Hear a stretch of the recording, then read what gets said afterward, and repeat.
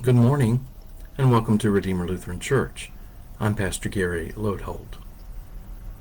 Between Moses and when the prophets came on the scene, Israel was ruled by different people called judges. You'll find their story in the book of Judges, and there's a theme that happens over and over.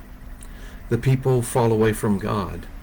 God raises up an oppressor for the people. They cry out to God for help.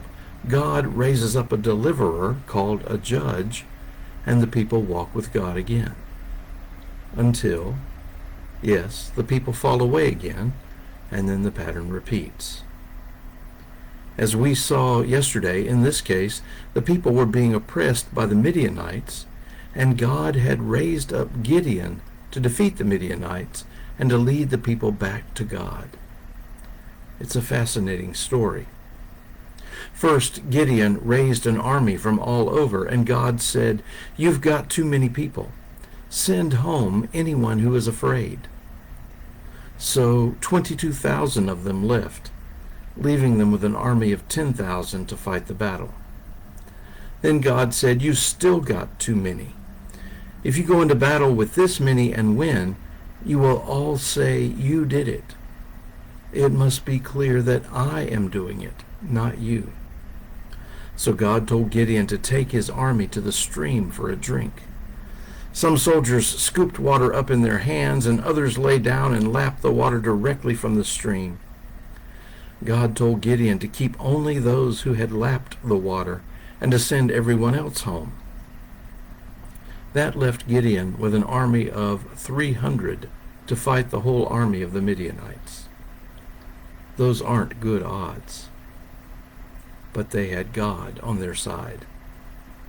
As it happened, the Midianites were encamped in a valley with hills all around. Gideon stationed his 300 men on those hills surrounding the camp of the Midianites. Each one had a trumpet and a torch with the flame hidden in a jar.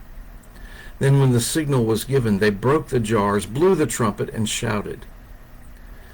The Midianites, down in the valley, thought each torch that suddenly appeared represented a battalion coming against them on all sides, and they fell into a panic and slew each other while the army of Gideon stood by and watched.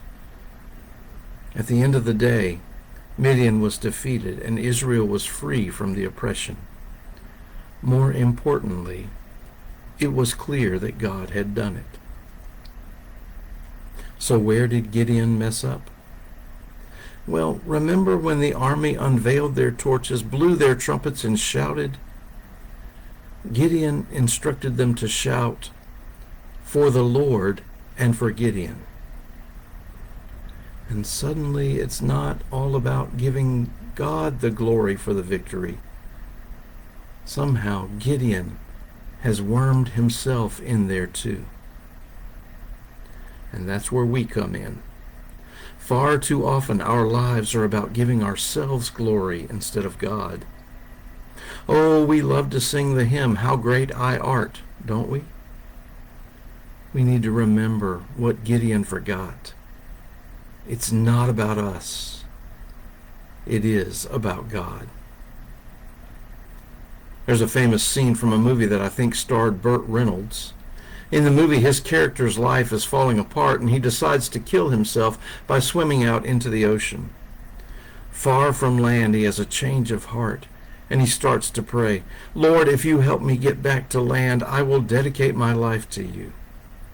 He begins swimming back, and as he gets closer to land, he prays again, but this time his vow is less. "If you help me, I'll give $100,000 to help the poor." A little later, his vow is even less, and then less again, until finally he staggers up on the beach. He falls in the sand, and he says, "Look what I did." Oh, how often we grab for God's glory.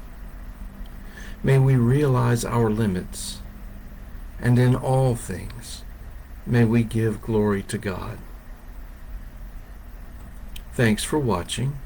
And remember to let this day belong to God.